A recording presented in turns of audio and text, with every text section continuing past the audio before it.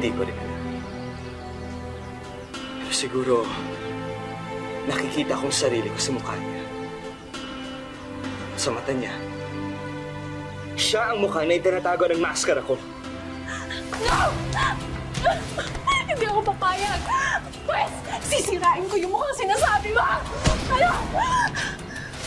Hindi lahat ng bagay makukuha mo, Francesca. Siguro nga totoo yun. Pero sisiguraduhin ko, walang magiging masaya sa atin. Wala! Andi na sa kwarto, dali! Edward! Sabi ko na nga ba't babalik ka? Oras na. Para mabura yung pagmumukha mo sa mundo!